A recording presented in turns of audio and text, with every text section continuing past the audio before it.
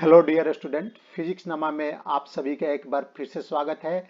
आज मैं आप लोगों के लिए एनसीईआरटी क्लास 11 फिजिक्स का chapter motion in a plane का पार्ट 3 वीडियो लेकर आया हूं, जिसमें आज हम लोग रिजोल्यूशन ऑफ वेक्टर और यूनिट वेक्टर के बारे में डिटेल से स्टडी करेंगे।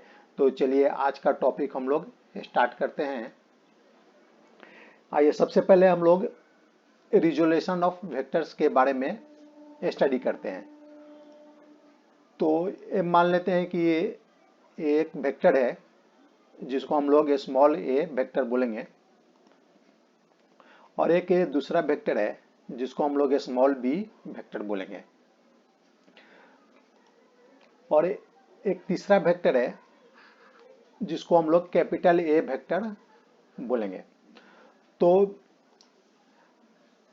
ये जो वेक्टर ए है इसका टेल है, टेल का जो पॉइंट है वो है, और ये हेड का पॉइंट पी है। तो अब हम ऐसा करते हैं कि जो वेक्टर स्मॉल ए है इसके पैरेलल ओ से एक लाइन ड्रॉ करते हैं, इसके पैरेलल। लेकिन इसका जो मैग्नीट्यूड है स्मॉल वेक्टर का, उसे अलग मैग्नीट्यूड रहेगा। ये जो वेक्टर हम लोगों ने एक लाइन यहाँ से ड्रॉ किया ओ से, जो स्मॉल वेक्टर के पैरेलल है, लेकिन इसका मैग्नीट्यूड इसके इक्वल नहीं है। उसी तरह स्मॉल वेक्टर बी के पैरेलल हम लोग इसके हेड से एक लाइन ड्रॉ करते हैं।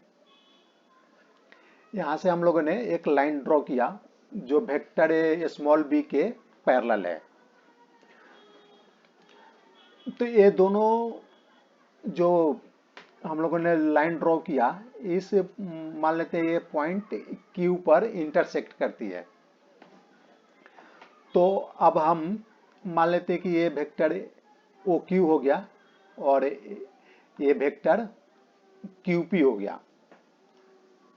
तो आइए अब देखिए, हम वेक्टर ए जो हमारा येलो वाला वेक्टर है ओपी, उसको हम लोग लिख सकते हैं A equal to O P equal to O Q plus Q P. हम लोगों ने इसके पहले वाले वीडियो में वेक्टर्स के एडिशन के बारे में स्टडी किया था, तो वहां से हम लोग देख सकते हैं जो वेक्टर का एडिशन होता है। मतलब हमको इस वेक्टर को इस वेक्टर में ऐड करना है, तो इसके हेड पर इस वेक्टर के टेल को रखेंगे। तो इसके हेड पर इस वेक्टर को टेल को रखा और यहाँ से यहाँ को मिला देंगे। तो ये मिलाने के बाद जो वेक्टर आया, ये दोनों का रिजल्टेंट वेक्टर आ गया। तो इसे तो जो वेक्टर ए हो गया ये O Q plus Q P, ये हो गया। अब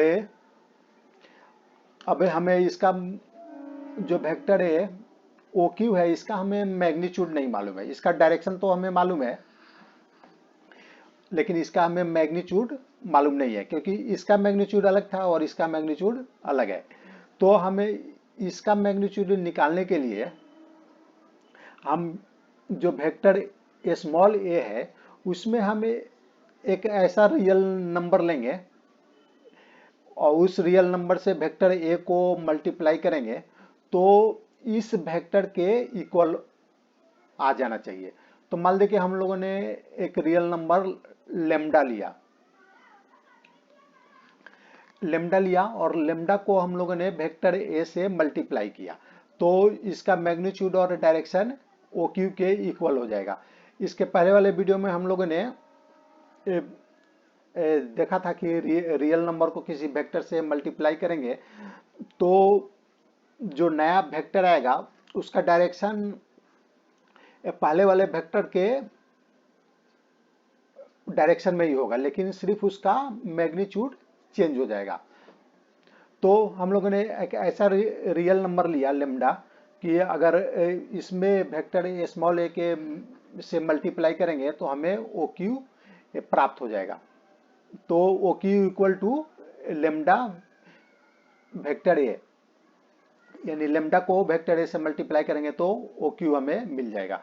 उसी तरह हम एक दूसरा रियल नंबर लेते हैं म्यू, और म्यू को वेक्टर बी से मल्टीप्लाई करते हैं तो वो मान लेते हैं कि हमें ओ क्यू पी मिल गया। तो देखिए ये हमारा O Q vector lambda vector A हो गया और क्यू पी हो गया mu vector B. O Q equal to lambda vector A and Q P equal to mu vector B. तो अब हमें जो ए निकालना है, तो ए को हम क्या लिख सकते हैं? ए को हम जैसे O Q plus Q P आया था, तो ए को A equal to vector A के vector capital A equal to क्या हो जाएगा? ओ क्यू की जगह हम क्या लिख देंगे? ओ क्यू की जगह लेमडा स्मॉल ए वेक्टर। ओ क्यू की जगह हम लेमडा स्मॉल ए वेक्टर लिख दिए, और प्लस प्लस क्यूपी की जगह म्यू स्मॉल बी वेक्टर लिख दिए। तो हमें ए का वैल्यू मालूम चल गया, वेक्टर ए का वैल्यू। तो देखिए जो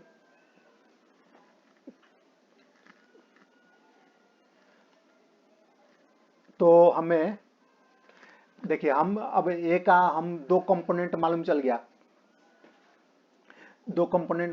ए का एक लेमडा वेक्टर ए और plus mu vector B.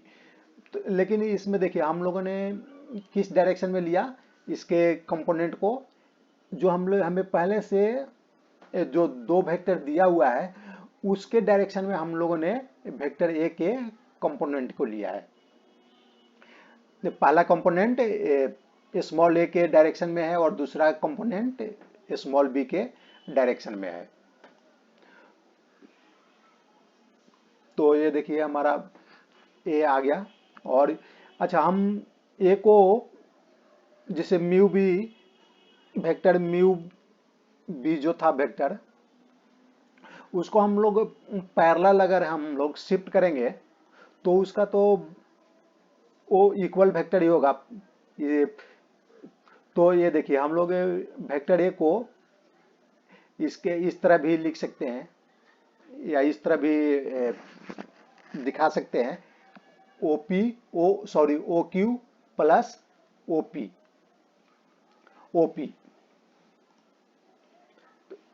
Vector A has been resolved into two component vector lambda A and mu B along vector A small a and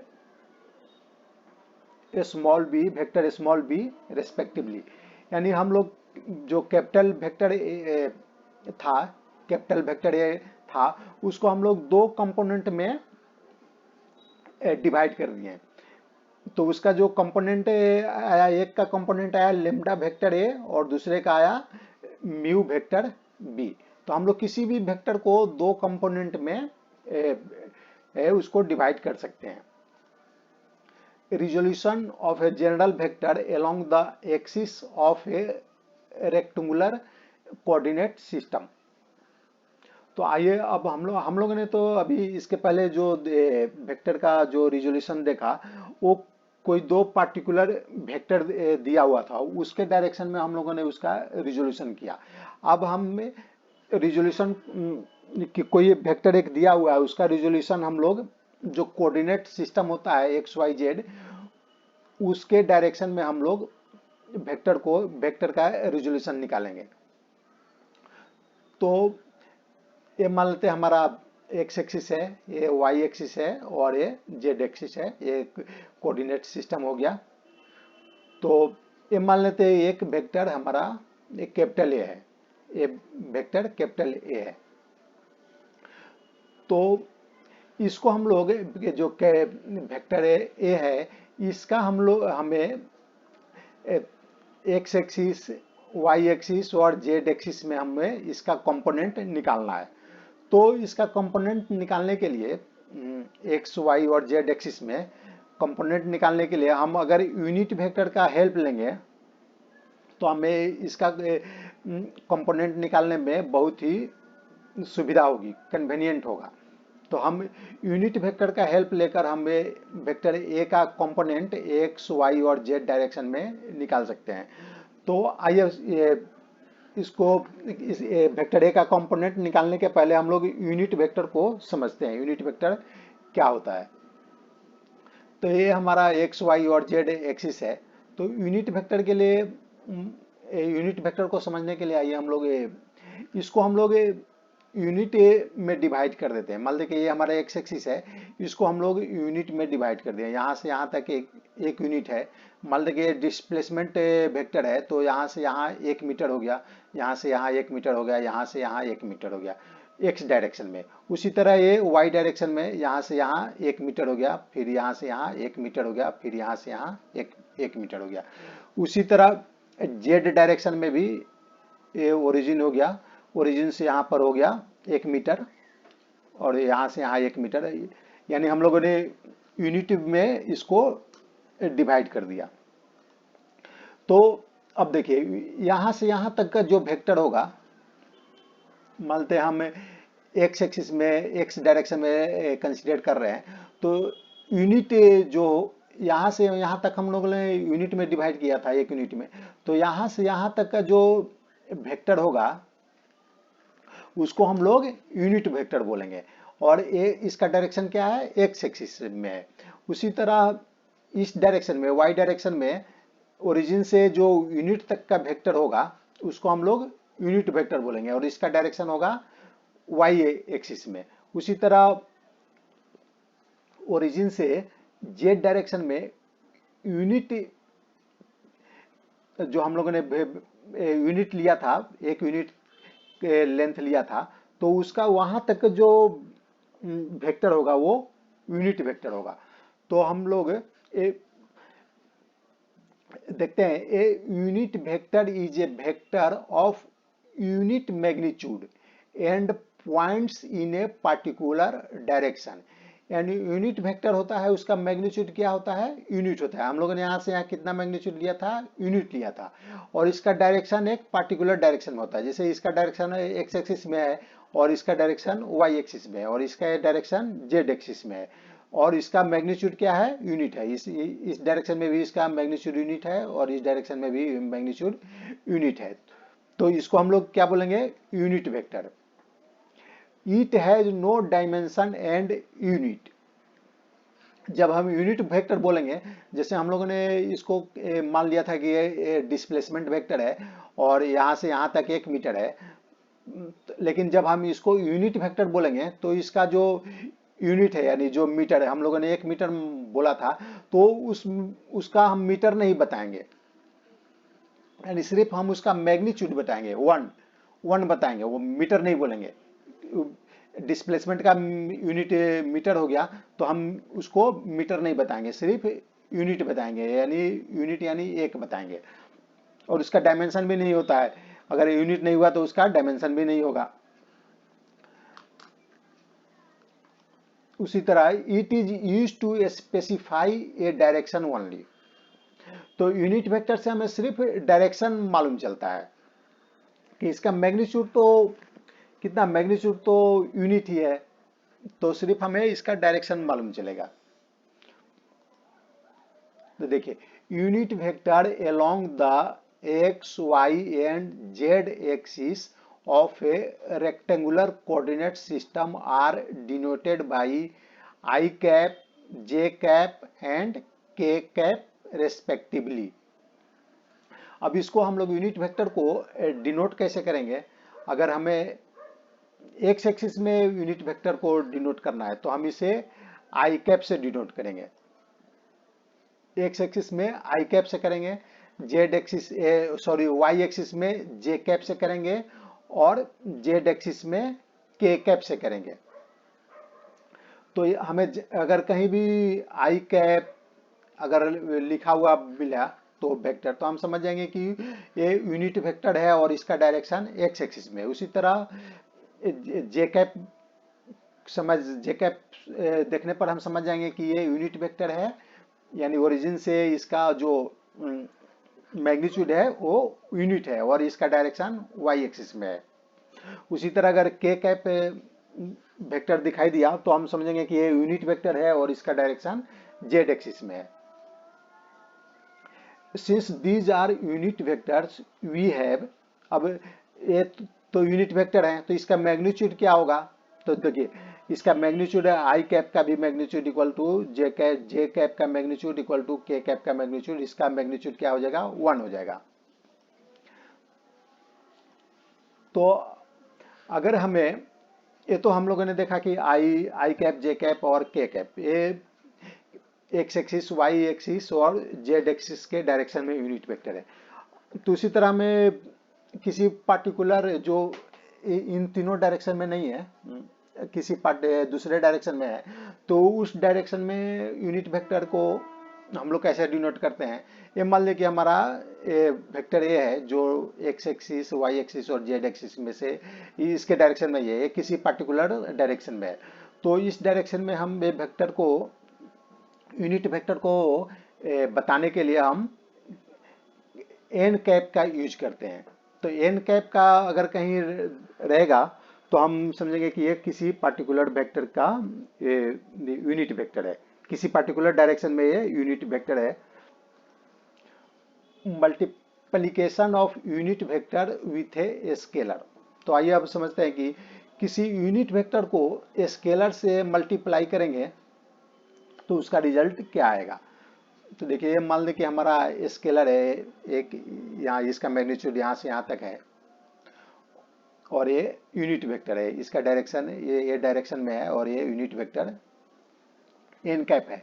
तो इसको हम लोग अगर इस स्केलर से मल्टीप्लाई करेंगे तो देखिए ये क्या हो जाएगा, जो वेक्टर का जो डायरेक्शन था, यूनिट वेक्टर का डायरेक्शन था, वो डायरेक्शन उस डायरेक्शन में आ जाएगा और इसका मैग्नीट्यूड क्या हो जाएगा, मैग्नीट्यूड जो स्केलर का जो मैग्नीट्यूड था इसके इक्वल हो जाएगा। यानी अगर हम स्केलर को यूनिट वेक्टर से मल्टीप्लाई करें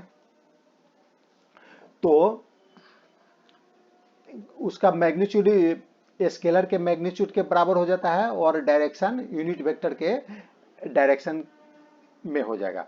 जैसे ये हमारा मान लें कि इस वेक्टर का मैग्नीट्यूड लेम्डा था और हम लोगों ने यूनिट वेक्टर एन कैप से मल्टीप्लाई किया, तो जो लेम्डा वेक्टर है वो इक्वल टू हो जाएगा लेम्डा मल्टीप्लाई यूनिट वेक्टर। तो हम अगर वेक्टर को कहे डिनोट करने के लिए कोई क्वांटिटी कोई नंबर लिखा हुआ है वो वेक्टर है तो उसको डिनोट कर बोल्ड लेटर से लिखते हैं, और नॉर्मल लेटर में है तो उसको हम लोग सिर्फ वो मैग्नीट्यूड होगा उसका। अगर ये देखिए ये बोल्ड है तो ये वेक्टर है, लेम्डा वेक्टर है, और यह नॉर्मल फॉन्ट में है तो ये सिर्फ इसका मैग्नीट्यूड है। तो ये लेम्डा मैग्नीट्यूड को एन वेक्टर से मल्टीप्लाई करने पर ये लेम्डा वेक्टर हमें मिल जाता है। अब in general a vector A bold में है तो ये वेक्टर हो गया, can be written as a vector A equal to A का magnitude multiply unit vector where N cap is a unit vector along A. तो ये हम लोगों ने देखा, उसी तरह हम लेम्डा की जगह ए रख देंगे। ए तो किसी वेक्टर का हम उसको उसके मैग्नीट्यूड में, कोई भी वेक्टर है मान लीजिए वेक्टर ए है, उसके मैग्नीट्यूड में यूनिट वेक्टर से मल्टीप्लाई कर देंगे तो हमें वो वेक्टर मिल जाएगा। और यूनिट वेक्टर कंडीशन क्या है कि यूनिट वेक्टर का डायरेक्शन क्या होना चाहिए, वेक्टर ए के डायरेक्शन में होना चाहिए। तो अभी यूनिट वेक्टर के बारे में देखिए, ये हमारा वेक्टर ए है और ये यूनिट वेक्टर है और ये इसका मैग्नीट्यूड है, वेक्टर ए का मैग्नीट्यूड है। तो ये मैग्नीट्यूड को हम यूनिट वेक्टर से मल्टीप्लाई करेंगे तो हमें वेक्टर ए मिल जाएगा, यहां से यहां तक ये वेक्टर ए है। अब आइए देखते हैं, resolving A vector A in terms of component vectors that lie along unit vector I and j, I cap and j cap। यानी कोई वेक्टर दिया हुआ है तो हमें उस वेक्टर के कंपोनेंट को वेक्टर आई, यूनिट वेक्टर आई और यूनिट वेक्टर जे के कंपोनेंट में, डायरेक्शन में हमें उसके कंपोनेंट को बताना है। ये देखिए हमारा वेक्टर ए है और ये वेक्टर हमारा है ए, तो इसका जो कंपोनेंट होगा एक्स एक्सिस और वाई एक्सिस में हमें बताना है। आई कैप हो गया एक्स एक्सिस का यूनिट वेक्टर और जे कैप हो गया वाई एक्सिस का यूनिट वेक्टर, वाई एक्सिस का यूनिट वेक्टर। तो आइए हम ये देखते यूनिट वेक्टर निकाल लेते हैं। ये जे आई हो गया एक्स एक्सिस का यूनिट वेक्टर और जे हो गया वाई एक्सिस का यूनिट वेक्टर। तो अब हम इसको जो वेक्टर ए है इसके हेड से एक्स एक्सिस पर परपेंडिकुलर ड्रॉ करेंगे, उसी तरह वेक्टर ए के हेड से वाई एक्सिस पर भी परपेंडिकुलर ड्रॉ करेंगे। तो जो एक्स एक्सिस पर जो परपेंडिकुलर आया उसका ओरिजिन से जो हम वेक्टर लेंगे वो हो जाएगा, मान लेते कि ये वेक्टर ए हो, ए वन हो गया और ये वेक्टर ए टू हो गया, वाई एक्सिस में वेक्टर ए टू हो गया। तो हम वेक्टर ए को लिख सकते हैं A one plus A two,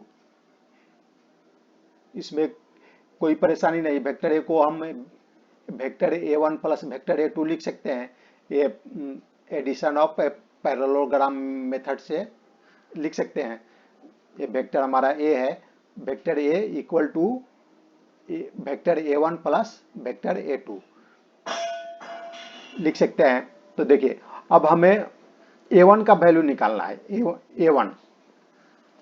तो ए वन का वैल्यू हम लिख सकते हैं, ये यूनिट वेक्टर मान लेते कि आई कैप है और यहाँ से यहाँ तक इसका जो मैग्नीट्यूड है वो है ए एक्स।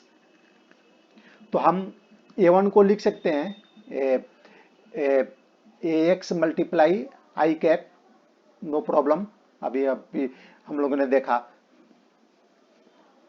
और उसी तरह ए टू को लिख सकते हैं A Y J cap, A Y यहाँ से यहाँ तक इसका मैग्नीट्यूड है और जे कैप यूनिट वेक्टर है वाई एक्सिस में।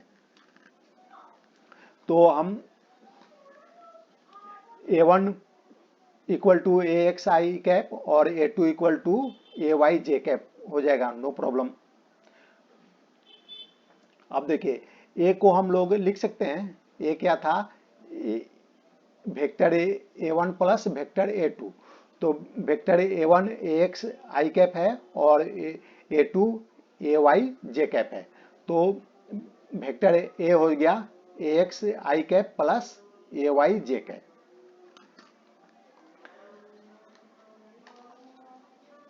तो देखिए अब मान लेते ये वेक्टर हमारा जो वेक्टर ए था, अगर ये एक्स एक्सिस के साथ एंगल थीटा बना रहा है,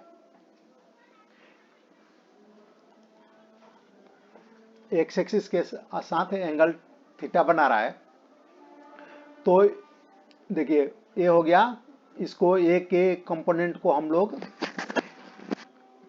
एक्स एक्सिस और वाई एक्सिस में इसके दो कंपोनेंट को हम लोग लिख सकते हैं। वेक्टर ए के दो कंपोनेंट हो गया, एक हो गया ए एक्स आई कैप और दूसरा ए वाई जे कैप। अब आइए resolving A vector A in terms of component vector that lie along unit vector I cap and j cap। तो देखिए a equal to A X I cap plus A Y J cap आया था, अभी हम लोगों ने देखा। तो ए एक्स को हम लोग क्या लिख सकते हैं, अगर मान दे वेक्टर ए एक्स एक्सिस के साथ थीटा एंगल बना रहा है, तो कॉस थीटा क्या हो जाएगा, कॉस थीटा इक्वल टू ये हम लोग ए ट्राइंगल ले लेंगे, तो कॉस थीटा क्या हो जाएगा, ए एक्स बाई ए, तो ए एक्स क्या हो जाएगा, एक्स हो जाएगा ए कॉस थीटा। उसी तरह ए वाई क्या हो जाएगा, ए साइन थीटा। साइन थीटा क्या हो जाएगा, साइन थीटा इक्वल टू ये हमारा क्या, यहां से यहां तक क्या है, ए वाई है, तो साइन थीटा हो जाएगा ए वाई डिवाइडेड बाई ए। तो ए वाई हो जाएगा ए साइन थीटा है, ए वाई हो जाएगा ए साइन थीटा। तो देखिए, a component of a vector can be positive, negative और zero depending on the value of angle between vector and axis. तो देखिए, ये जो कंपोनेंट है, एक्स एक्सिस का कंपोनेंट क्या है, ए कॉस थीटा, और वाई एक्सिस का जो कंपोनेंट है वेक्टर ए का, वो ए साइन थीटा है। तो देखिए, ये कंपोनेंट किस पर डिपेंड कर रहा है, एक तो इसका मैग्नीट्यूड पर डिपेंड कर रहा है, जो वेक्टर ए का जो मैग्नीट्यूड है उस पर डिपेंड कर रहा है, और दूसरा ये एंगल थीटा पर डिपेंड कर रहा है। तो देखिए, एंगल थीटा पर डिपेंड कर रहा है, तो कॉस थीटा क्या हो सकता है, पॉजिटिव भी हो सकता है, निगेटिव भी हो सकता है और जीरो भी हो सकता है। कॉस थीटा का वैल्यू थीटा के अनुसार वो चेंज होगा, जैसे जैसे थीटा बढ़ेगा या घटेगा उसका कॉस थीटा का वैल्यू निगेटिव, पॉजिटिव और जीरो हो सकता है। उसी तरह साइन थीटा का भी वैल्यू पॉजिटिव, निगेटिव और जीरो हो सकता है। तो जो कंपोनेंट है वेक्टर ए का अलोंग एक्स एक्सिस और वाई एक्सिस, वो एंगल थीटा पर डिपेंड करेगा, और यह इसका वैल्यू पॉजिटिव, कभी पॉजिटिव भी हो सकता है, निगेटिव भी हो सकता है या जीरो भी हो सकता है। तो आइए अब हम आगे बढ़ते हैं। आगे का टॉपिक है how a vector A in a plane can be specified. किसी प्लेन में हम वेक्टर को कैसे स्पेसिफाई करेंगे। तो आइए देखते हैं, ये हमारा वेक्टर ए है और ये एक्स एक्सिस है और ये वाई एक्सिस है, और ये वेक्टर ए जो है एक्स एक्सिस के साथ एंगल थीटा बना रहा है, और ये देखिए एक प्लेन में है, ये जो तीनों है, तीनों है एक्स एक्सिस, वाई एक्सिस और वेक्टर ए एक ही प्लेन में है। तो हम इसको एक से, जैसा हम लोगों ने पहले देखा, एक से equal to A cos theta हो जाएगा और A Y equal to A sine theta. यानी किसी वेक्टर के कंपोनेंट को हम लोग, अगर उसका वेक्टर और एक्स एक्सिस के बीच का एंगल मालूम है तो हम उसके कंपोनेंट को बता सकते हैं। मान लीजिए दूसरा, अगर कंपोनेंट दिया हुआ है, वेक्टर का कंपोनेंट दिया हुआ है, तो हम वेक्टर कैसे निकालेंगे। अभी तो इसके पहले वाले में वेक्टर दिया हुआ था और वेक्टर और एक्स एक्सिस के बीच का एंगल दिया हुआ था, तो हम लोगों ने उसका कंपोनेंट निकाल लिया, एक्स एक्सिस का कंपोनेंट और वाई एक्सिस का कंपोनेंट ये निकाल लिया। अभी हमें मान लेते कि हमें एक्स एक्सिस और वाई एक्सिस का जो कंपोनेंट है किसी वेक्टर का वो दिया हुआ है, तो हम वेक्टर कैसे निकालेंगे। तो वेक्टर निकालने के लिए हमें दो चीज चाहिए, एक मैग्नीट्यूड चाहिए और दूसरा डायरेक्शन चाहिए। तो हमें अगर एक कंपोनेंट का मैग्नीट्यूड दिया हुआ है एक्स एक्सिस और वाई एक्सिस में, तो हमें पहले उसका वेक्टर का मैग्नीट्यूड निकालना पड़ेगा और फिर वेक्टर का डायरेक्शन निकालना पड़ेगा। तो आइए हम देखते हैं कैसे निकालेंगे। ये मान लेते हैं एक्स एक्सिस है और वाई एक्सिस है, ये एक्स है और ये वाई है, ए वाई है। इसका कोई वेक्टर है जिसका मैग्नीट्यूड, सॉरी, जिसका कंपोनेंट एक्स एक्सिस में ए एक्स है और ए वाई एक्सिस में है। तो हमें ये तो मालूम है ए एक्स क्या होता है, ए कॉस थीटा होता है। मान लो कि थीटा कोई वेक्टर हो एक्स एक्सिस के साथ थीटा एंगल बना रही है, तो एक्स क्या हो जाएगा, ए कॉस थीटा, और ए वाई क्या हो जाएगा, ए साइन थीटा। तो अब हम इन दोनों को स्क्वायर करके ऐड कर देंगे। देखिए A X square plus A Y square, A X square plus A Y square हो गया A square cos square theta plus A square sine square theta. तो ए स्क्वायर को हम लोग इधर ये कॉमन ले लेंगे, तो अगर ए स्क्वायर को कॉमन ले लिया ये, तो ये हो जाएगा cos square theta plus sine square theta. तो cos square plus sine square theta 1 होता है। तो देखिए A X square plus A Y square क्या हो गया, ए स्क्वायर हो गया। तो ए कितना हो जाएगा, ये हो जाएगा square root A X square plus A square A Y square. तो हमें वेक्टर ए का मैग्नीट्यूड मालूम चल गया। अगर वेक्टर ए का कंपोनेंट हमें मालूम है तो हम उसका मैग्नीट्यूड आसानी से निकाल सकते हैं। ये कंपोनेंट के एक्स एक्सिस और वाई एक्सिस में दिया हुआ है, तो हमें इसका मैग्नीट्यूड निकाल लेंगे। तो हमें तो इसका मैग्नीट्यूड मालूम चल गया, अब हमें इसका डायरेक्शन निकालना है। तो डायरेक्शन निकालने के लिए मान लेते हैं कि ये वेक्टर ए है और ये एंगल थीटा बना रहा है एक्स एक्सिस के साथ। तो इसका डायरेक्शन निकालने के लिए हम ए ट्राइंगल को कंसीडर करेंगे। तो टेन थीटा क्या हो जाएगा, टेन थीटा हो जाएगा ए वाई है तो ये भी ए वाई हो जाएगा। तो टेन थीटा क्या हो जाएगा, A Y divided by A X. तो थीटा क्या हो जाएगा, tan inverse A Y by A X. तो हमें इसका मैग्नीट्यूड भी मालूम चल गया और डायरेक्शन भी मालूम चल गया। तो हमें अब इस वेक्टर हमें अगर मैग्नीट्यूड और डायरेक्शन दोनों मालूम चल गया तो हम वेक्टर को बता सकते हैं कि ये इसका मैग्नीट्यूड इतना है और डायरेक्शन एक्स एक्सिस के साथ है, जो एंगल बना रही है थीटा एंगल बना रही है वो कितना है, tan inverse A Y by A x.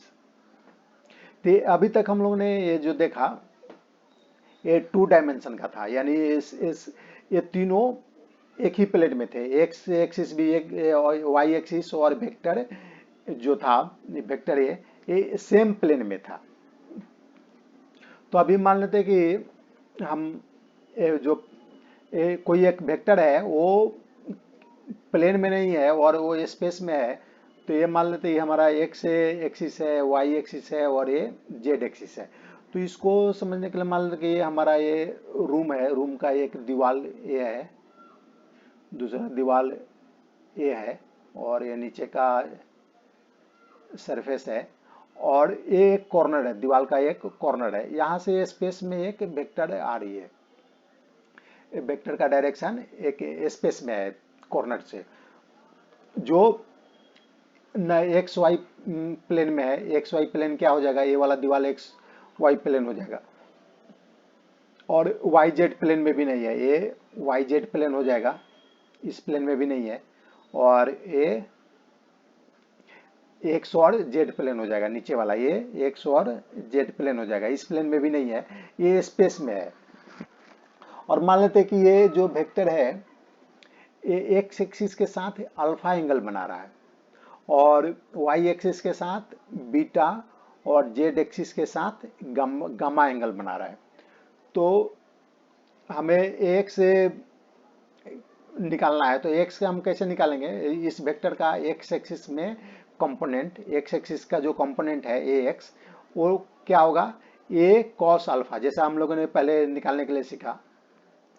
अगर कोई वेक्टर एक्स एक्सिस के साथ है वो एंगल कोई बना रहा है तो उसका value A X equal to A cos alpha हो गया।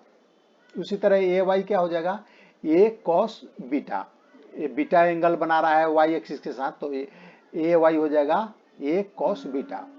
उसी तरह गामा एंगल बना रहा है जेड एक्सिस के साथ तो ए जेड हो जाएगा ए कॉस गामा। तो वेक्टर को हम लोग कैसे लिख सकते हैं, वेक्टर ए का जो वैल्यू होगा वो क्या होगा, वेक्टर ए का वैल्यू हो जाएगा ए एक्स आई। ए एक्स क्या है, वेक्टर ए एक्स है एक्स एक्सिस में एक मैग्नीट्यूड है और आई क्या है, यूनिट वेक्टर है एक्स एक्सिस में। और प्लस ए वाई जे, उसी तरह A Y Y J axis में मैग्नीट्यूड है और जे उस यूनिट वेक्टर है वाई एक्सिस में, उसी तरह प्लस ए जेड के, ए जेड जेड एक्सिस में मैग्नीट्यूड है और के यूनिट वेक्टर है जेड एक्सिस में। तो ये जो वेक्टर ए है इसको हम लोग इस तरह से डिनोट कर सकते हैं, ए X I plus A Y J plus A Z के। और इसका मैग्नीट्यूड निकालना होगा, तो मैग्नीट्यूड जैसे हम लोगों ने 2 डायमेंशन में देखा इस प्लेन में, तो A X square plus Y square का स्क्वायर रूट आ रहा था वेक्टर का मैग्नीट्यूड, तो यहाँ 3 डायमेंशन है, तो वेक्टर का जो मैग्नीट्यूड आएगा ये A equal to square root A X square plus A Y square plus A Z square. A positive vector r can be expressed as r xi plus yj cap plus z cap। अगर हम किसी vector का position vector बताना है तो position vector को हम लोग अगर वो 3 डायमेंशन में है तो हम लोग कैसे बताएंगे, तो देखिए हम एक्स एक्सिस में उसका मान लेते हैं कि ये आर हो गया ये पोजीशन वेक्टर, और एक्स एक्सिस में उसका मैग्नीट्यूड एक्स है और आई कैप उसका यूनिट वेक्टर है एक्स एक्सिस में, तो उसको प्लस कर देंगे Y J cap plus J K cap. तो हम अगर 3 डायमेंशन में है X Y Z coordinate system में कि पोजीशन वेक्टर आर को बताना है तो हम इस तरह से पोजीशन वेक्टर को बता सकते हैं। तो चलिए आज का हम लोग वीडियो यहाँ पर समाप्त करते हैं, और यह वीडियो आपको अच्छा लगा होगा तो आप इसे सब्सक्राइब करें, लाइक करें और शेयर करें। Thank for watching.